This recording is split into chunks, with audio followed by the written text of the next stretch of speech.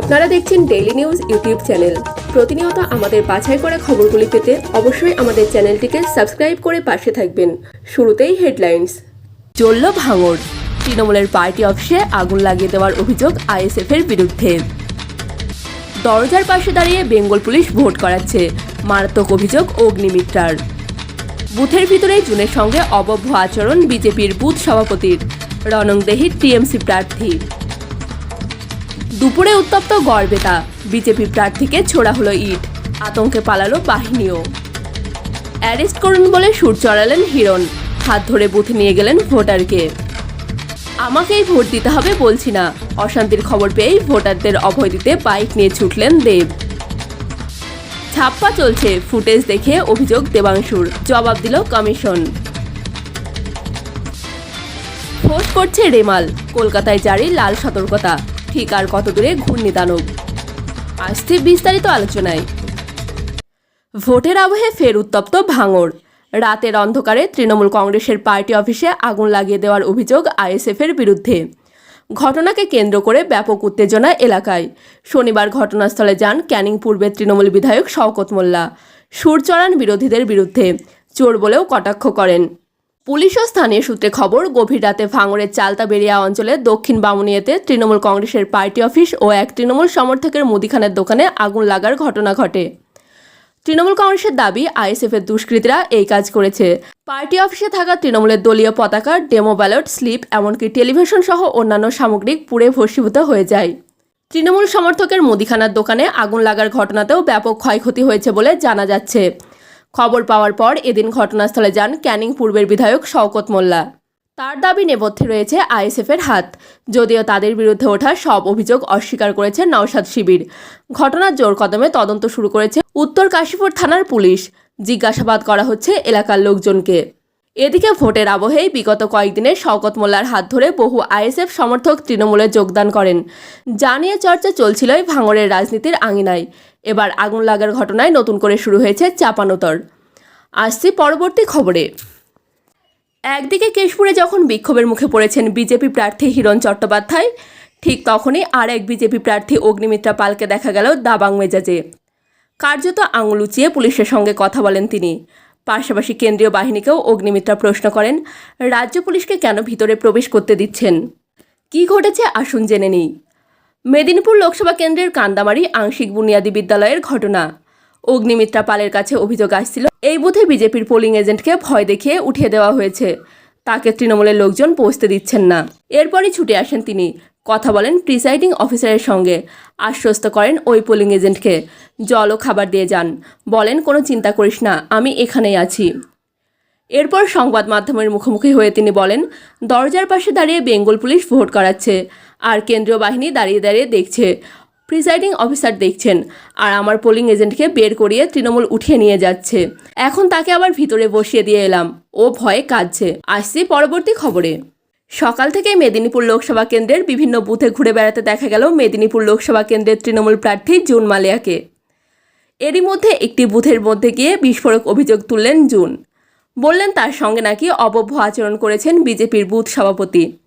তারপরে ওই বুথের ভিতরে বিজেপির পোলিং এজেন্টের সঙ্গে তুমুল বচসায় জড়িয়ে পড়েন তৃণমূল প্রার্থী জুন মালিয়া। কার্যত চিৎকার করতে দেখা যায় তাকে। ঘটনাটি ঘটেছে মেদিনীপুরের তলকুয়ের। জানা যাচ্ছে, জুন মালিয়া যখন বুথের ভিতরে যান, বিজেপির পোলিং এজেন্ট তার সঙ্গে অবভ্য আচরণ করেন বলে অভিযোগ। গোটা বিষয়টি তিনি নির্বাচন কমিশনে অভিযোগ জানিয়েছেন বলে দাবি তার। তিনি বলেন, আমি অভিযোগ জানিয়েছি, এখানকার বিধায়ক দীনেনবাবু তাকেও বলেছি। বিজেপির পোলিং এজেন্ট বুথের ভিতরে তাকে কেন আটকাবে, এই প্রশ্ন করা হলে জুন জানান, ওরা তো অশিক্ষিত, পড়াশোনা করে না, কিছু না, গামছা জড়িয়ে ভাবছে এটাও মাঠ। তৃণমূল প্রার্থীর দাবি, প্রিসাইডিং অফিসারের উপস্থিতিতেই এই ঝামেলা হয়েছে। আসছি পরবর্তী খবরে। রণক্ষেত্র ঝাড়গ্রাম, বিজেপি প্রার্থী প্রণোদ টুডুর গাড়িতে হামলার অভিযোগ। আক্রান্ত খোদ বিজেপি প্রার্থী। ইটবৃষ্টি, বিক্ষোভ, ভাঙচুর, কার্যত ধুন্ধুমার অবস্থা। শুধু তাই নয়, কেন্দ্রীয় বাহিনীকেও মারধর করা হয় বলে অভিযোগ। জানা যাচ্ছে, ঝাড়গ্রামের গড়বেতা বিধানসভার মোগলাপাতা গ্রাম। প্রণোদ টুডু এলাকায় পৌঁছতেই প্রায় 1 থেকে 150 গ্রামবাসী তাকে ঘিরে গো ব্যাক স্লোগান দিতে শুরু করেন। তারপরেই হঠাৎ করে তারা বড় বড় ইট পাটকেল ছুটতে শুরু করেন। পরিস্থিতি এতটাই জটিল হয়ে ওঠে যে প্রণব টুডুর সঙ্গে থাকা নিরাপত্তারক্ষীরাও সামাল দিতে পারেননি। কার্যত মাথায় হাত চাপা দিয়ে পালাতে হয় সেখান থেকে। কেন্দ্রীয় বাহিনীকেও ছুটে পালাতে দেখা যায়। ইটের আঘাতে ভেঙে যায় বিজেপি প্রার্থীর গাড়ির কাচ। জানা যাচ্ছে মাথায় আঘাত লেগেছে প্রণতেরও। তাকে প্রাথমিক স্বাস্থ্যকেন্দ্রে নিয়ে যাওয়া হয়েছে, তবে এখনও পর্যন্ত পুলিশ পৌঁছয়নি। প্রার্থীর সঙ্গে থাকা কেন্দ্রীয় বাহিনী পরিস্থিতি সামাল দেওয়ার চেষ্টা করেছিলেন। প্রণব টুডু বলেন, আমাদের গাড়ির কাচ ভেঙে দিয়েছে, তৃণমূল এইসব শুরু করেছে, আমার মাথায় আঘাত লেগেছে। আসছি পরবর্তী খবরে। ভোটের সকালে রাস্তায় নামার পরেই রণংদেহী মেজাজে দেখা গেল ঘাটাল লোকসভা কেন্দ্রের বিজেপি প্রার্থী হিরণকে। তার অভিযোগ, কেন্দ্রীয় বাহিনী বিক্রি হয়ে গিয়েছে, কোথাও দেখা যাচ্ছে না কুইক রেসপন্স টিমকে। ভোটারদের ভোট দিতে বাধা দেওয়ার অভিযোগের পাশাপাশি হিরণের দাবি, পুলিশ এলাকা জুড়ে সন্ত্রাস চালিয়েছে। পুলিশের সঙ্গে তার বচসা ছবি ইতিমধ্যেই প্রকাশ্যে এসেছে। অভিযোগ, হিরণকে তার কনভয় নিয়ে এগোতে বাধা দেয় পুলিশ। কেশপুরে আটকে দেওয়া হলে গাড়ি থেকে নেমে পড়েন হিরণ। পুলিশ তাকে বলে, আপনি গাড়ির সংখ্যা কমান, না হলে যেতে দেওয়া হবে না। কথা শুনে সুর চড়িয়ে হিরণ বলেন, কাগজ দেখান, কেন আমাকে আটকাচ্ছেন? পুলিশকে চ্যালেঞ্জ ছুড়ে হিরণ বলেন, ক্ষমতা থাকলে আমাকে অ্যারেস্ট করে দেখান।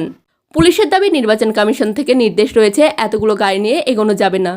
অন্যদিকে হিরণ বলতে থাকেন, আপনারা আমাকে নিরাপত্তা দিতে পারেননি, তাই কেন্দ্র নিরাপত্তা দিয়েছে। তবে পুলিশ তার কথা মানতে রাজি হয়নি।